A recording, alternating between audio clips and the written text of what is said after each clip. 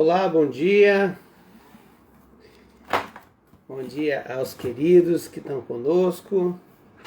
Esse tempo especial onde a gente pode orar juntos, ler a palavra juntos, textos que inspiram, que falam o nosso coração, leituras que a gente vai fazendo ao longo do tempo da nossa vida cristã e que antes, talvez em outro momento não faça uma diferença, mas naquele momento a nossa história mexe com a gente e é por isso que os textos da Palavra de Deus são textos que nos inspiram, né? E a gente pode buscar conforto e consolo nele, né? Que bom ver os irmãos chegando aqui com a gente, a Raquel dando bom dia já, a Marlene também e o Egídio. Que o Senhor abençoe o dia de vocês também, os queridos que estão conosco, participando desse tempo muito especial. Eu tenho feito... Oi Cléo, bom dia, tudo bem? Que bom ter os queridos aqui conosco, né? Então eu tenho feito minhas leituras, né? Adotando um modelo de leitura para o ano, né? Fazendo aquela leitura sistemática onde você vai lendo, né, toda a Bíblia em um ano.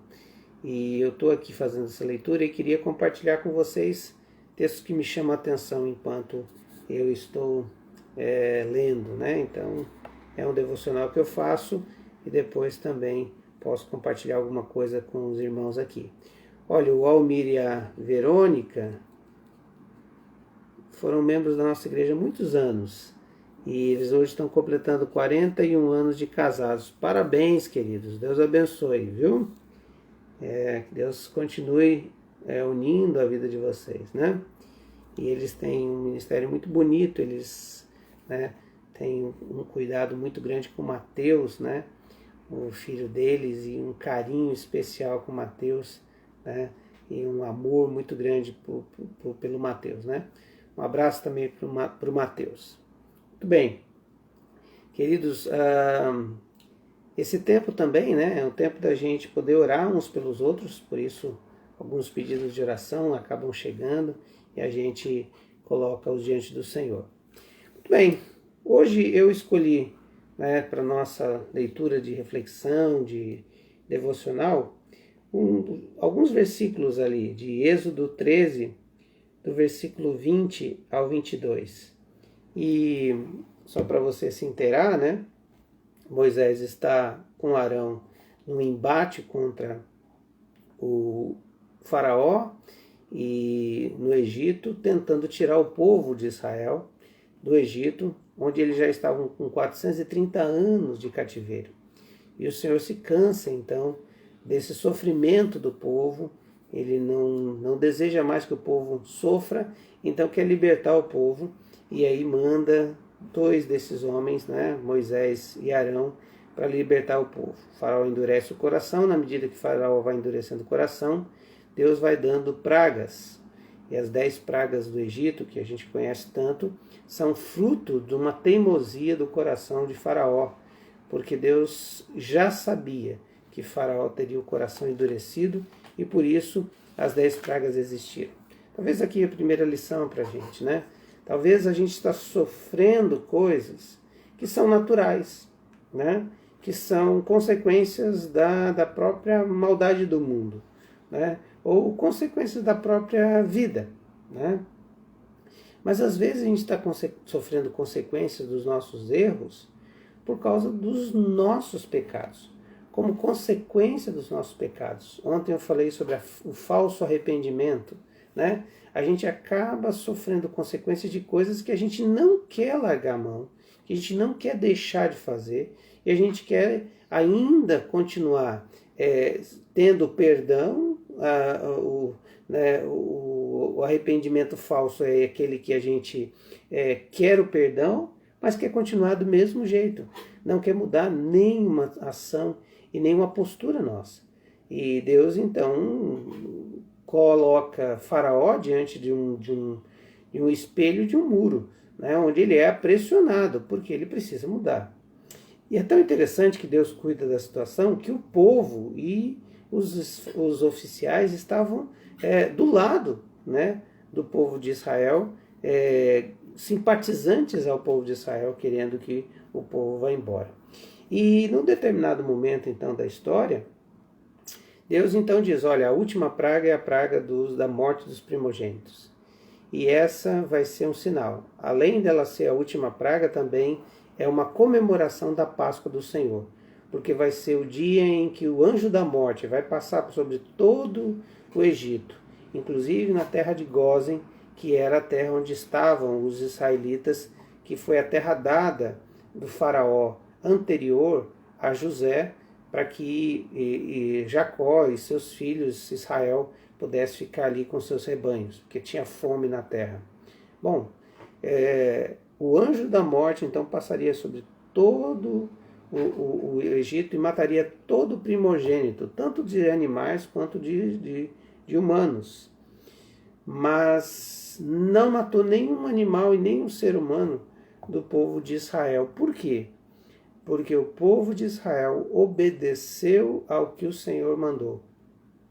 E então preparou a Páscoa do Senhor. E com o animal que cada família ou duas famílias se reuniram numa casa e ficaram ali esperando o anjo da morte passar, eles pegaram o sangue do cordeiro e passaram nos umbrais da porta da casa. Então, quando o anjo da morte passava, ele via o sangue, e o sangue do cordeiro os cobria. E por causa dessa cobertura do sangue do cordeiro, a morte não podia tocá-los. E eles então foram libertos dessa praga e puderam então celebrar a Páscoa. A Páscoa é exatamente isso. O povo judeu celebra a Páscoa todo ano dizendo que o anjo da morte passou sobre eles e eles foram libertos. Houve uma libertação da morte. A Páscoa representa para nós, os cristãos, a morte de Jesus Cristo na cruz. Não é à toa que é no tempo da Páscoa que ele morre. E ele ressuscita, então, para mostrar que há uma diferença entre o Cordeiro Pascal do Velho Testamento e o Cordeiro Pascal do Novo Testamento. O Cordeiro Pascal do Velho Testamento precisava ser substituído sempre. Precisava ser um cordeiro acima, sempre um outro cordeiro, porque aquele cordeiro seria morto, imolado, e não ressuscitaria. Então, precisava sempre de outros cordeiros. Jesus Cristo é o único cordeiro, o Cordeiro de Deus, que tira o pecado do mundo. E é uma vez só, ele fez uma vez por todos, porque o sacrifício dele na cruz foi completo. E o sangue de Jesus Cristo, seu Filho, nos purifica de todos os pecados, como diz 1 João 1,9. E nós, João 1,8, eu acho. E quando nós temos essa percepção, nós celebramos então a vitória do Senhor.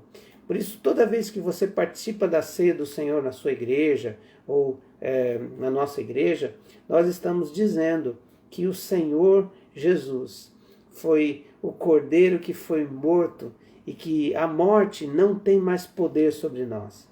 A morte não tem mais poder sobre nós porque ela pode até temporariamente nos levar para a sepultura.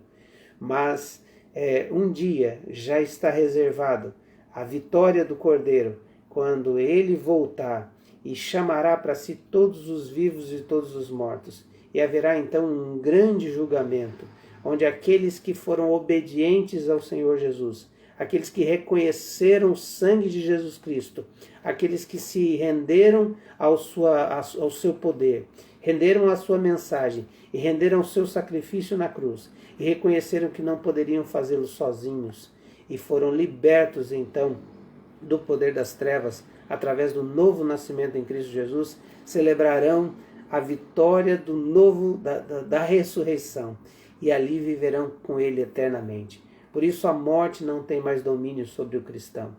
Todos nós que temos a Cristo como Senhor e Salvador, celebraremos então essa vitória. E aqui tem uma coisa muito interessante, né? Que no final desse texto, no versículo 20 até o 22, Jesus, o próprio Deus, continua cuidando do seu povo nessa libertação. Ele os liberta, tira de lá e então cuida deles no deserto. E aqui vai dizer que o povo, versículo 22 do capítulo 13 de Êxodo, o povo saiu de Sucote e acompanhou em Etã, à beira do deserto. O Senhor ia diante deles durante o dia, guiava-os com uma coluna de fogo, com uma coluna de nuvem, e durante a noite fornecia luz com uma coluna de fogo. Isso permitia que caminhassem de dia e de noite, e a coluna de nuvem não se afastava do povo durante o dia, nem a coluna de fogo durante a noite. Aqui algo fantástico desse Deus que nos liberta da morte, mas que nos conduz aos lugares que Ele tem para nós. O povo estava agora entrando numa caminhada que seria longa, e seria longa por vários motivos. Uma delas era até proteção do povo. Mas o povo também se desviou e acabou também levando 40 anos. Mas durante todo esse tempo do deserto, não faltou nem um momento essas duas colunas, tanto a de fogo quanto a de nuvem. Deus, durante o dia, Deus então dava uma coluna de nuvem para que o povo não torrasse no sol escaldante de entre 40 a 50 graus Celsius. Imagina só o sol escaldante de um povo que tem rebanhos, animais frágeis, que geralmente são os animais, os cordeiros, as ovelhas, né? As cabras, os cabritos, e também crianças e mulheres.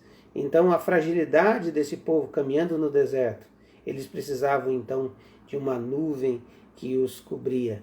Não só cobria para diminuir o sol e manter uma temperatura um pouco mais possível de se andar, mas também guiava-os e os orientavam para onde eles tinham que ir. E toda vez que a nuvem baixava, ou seja, parava, eles tinham que parar também. Essa é uma fantástica maneira de Deus de cuidar do seu povo. Segundo, à noite, eles tinham que caminhar porque não dava para ficar parado esperando. Eles tinham que ganhar um pouco mais de tempo. Por quê? Porque senão o faraó os alcançaria. Então a nuvem durante a noite estava ali também guiando por onde eles tinham que ir, dando luz para que eles vissem para onde eles tinham que ir, mas também aquecendo. Porque o mesmo deserto que tinha 50 graus lá de dia tem uma temperatura abaixo de zero, muitas vezes à noite. A temperatura cai assombrosamente, assustadoramente do dia para a noite. Por isso, esse Deus que nos salvou da morte, nos continua cuidando da gente e nos livrando de situações atrozes, porque Ele tem um plano para nós. Deus queria levar esse povo para a terra prometida, que prometeu para Abraão, para Isaac e para Jacó. E por isso, agora Moisés estava conduzindo seu povo pelo deserto. Da mesma forma, o Senhor está nos livrando, cuidando de nós, porque nós estamos aqui como peregrinos caminhando para a Jerusalém espiritual, para Israel espiritual, para a terra que mana leite e mel, para o Canaã celestial. Nosso objetivo não é aqui. Nosso objetivo é a glória. Não que nós vamos desdenhar daqui, não vamos viver aqui o melhor das nossas vidas, mas o nosso objetivo é a eternidade. Eu gostei muito da palavra do pastor Tiago no domingo, e quando ele diz que maturidade é estar com os olhos fixos na eternidade. A maturidade do cristão é saber que todas essas tribulações que nós estamos vivendo aqui, elas não fazem parte da nossa conquista. Eles fazem parte do nosso treinamento. Eles fazem parte para ver o quanto a gente está com os olhos na eternidade ou os olhos aqui. Quando você está vivendo um problema na sua casa, quando você está vivendo um problema com seu filho, com a sua esposa, com seu marido, com questões financeiras ou lutas que venham a nós, elas servem para mostrar o quanto seus olhos estão postos na eternidade ou no que é efêmero, no que é momentâneo e transitório. Sabe por quê? porque Deus vai cuidar nessa caminhada de você e de mim, porque nós somos propriedade dele. Ele nos resgatou lá do império das trevas, nos resgatou do Egito e nos está nos levando para o lugar onde ele tem para nós. Que o Senhor esteja dando a você nessa manhã esse entendimento. O sangue de Jesus Cristo já lavou os seus pecados, já te purificou de toda injustiça. O sangue do Cordeiro já foi passado no umbral da porta da sua vida. E agora você tem a Cristo como seu Senhor e Salvador. Mas não é só isso. Na caminhada você vai ter a certeza de que Deus estará te guiando pelos caminhos que Ele tem. Por isso, nas manhãs, clame ao Senhor dizendo: Senhor, me guia, me governa, me orienta. Há uma música de um ministério lá de Florianópolis chamada Avivá, que diz que o refrão é me guia. E ele diz que se o Senhor não estiver comigo, eu não vou me levantar daqui. Ou seja, se a nuvem não levantar, eu não levanto. Eu só vou andar se a nuvem levantar. Eu só vou fazer o que o Senhor me mandar fazer. Por isso, a obediência nesse dia é muito importante. Se o Senhor te mandar fazer, faça. Mas se o Senhor não mandar fazer, não faça. E muitas vezes nós queremos respostas prontas das nossas dúvidas, se devemos andar ou se devemos ficar parados. O Senhor nos mostrará sinais claros, assim como o povo, uma nuvem que se levanta e começa a andar, e o povo vai atrás dela, porque é o sinal do Senhor. Como é que o Senhor, qual vai ser as nuvens que o Senhor vai revelar nesse dia? Não sei. Mas eu creio que o Senhor está cuidando de cada detalhe da sua vida. Creia nisso e experimente isso na sua vida hoje, em nome de Jesus. Muito bem, continuar orando aqui pelos nossos queridos, né? A Ironia, sua recuperação da sua cirurgia, né? Ironia, cirurgia, e também a Maria de Fátima, né? Que é a cunhada da Andréia, né? Com câncer. Vamos estar orando por ela, tá bom? Bom, vamos colocando aqui diante do Senhor. Feche seus olhos, vamos orar, né? Senhor, obrigado, Deus, porque o Senhor é um Deus presente. Obrigado porque a coluna de fogo, Senhor, e a nuvem está sempre à nossa disposição. O Senhor sempre está nos guiando e nos orientando para onde o Senhor tem. Eu sei que o Senhor tem uma Canaã, uma nova Canaã. O Senhor tem um tempo novo para nós. Pai, sabemos que na eternidade estaremos, ó Deus, contigo para sempre. Pai, que sejamos maduros nas nossas ações. Percebamos, ó Deus, que aqui não é o nosso lugar, que somos peregrinos e que o Senhor tem a eternidade para nós. Por isso, nossos olhos têm que estar fixos na eternidade. Pai, eu oro por esses queridos, te agradecendo por 41 anos de casamento, Senhor, do Almir e da Verônica. Eu te agradeço, ó Deus, porque muitas lutas os teus servos passaram, mas o Senhor os cuidou e os protegeu e os trouxe até aqui. Senhor, obrigado pela sua família, obrigado pela vida do Mateus, que eles cuidam com tanto carinho. Que o Senhor abençoe esse dia deles, que seja um dia muito feliz. Pai, ao mesmo tempo nós lembramos daqueles que estão vivendo lutas nos seus casamentos, pessoas que estão em processo de divórcio, de separação, que estão lutando, ó Deus, com uma crise conjugal tão grande. Nós pedimos que o Senhor toque nesses corações e que da mesma maneira, ó Deus, que o povo de Israel viu o livramento do Senhor, os tirando do Egito. Senhor, que eles sintam livramento de toda essa opressão e que esse casamento seja restaurado para a glória e honra do Teu nome. Senhor, nós oramos também pelos que estão infectados pelo vírus. Nós oramos, ó Deus amado, pelos que estão enfermos com qualquer outra enfermidade, como a Maria de Fátima, que precisa, ó Deus, do toque do Senhor, e tantos outros, ó Deus, que têm lutado contra o câncer. A irmã Margot, a a Márcia, Senhor, irmã da Andréia, o Paulo, irmão do Paulo, tantos outros que têm vivido momentos tão difíceis, ó Deus, com essa doença tão atroz. Que o Senhor traga cura sobre eles, no nome de Jesus. Pai, os que estão convalescendo de algum tipo de cirurgia, como a Ironi, Senhor, que o Senhor toque e restaure completamente e volte, ó Deus, ao convívio para a glória do Teu nome.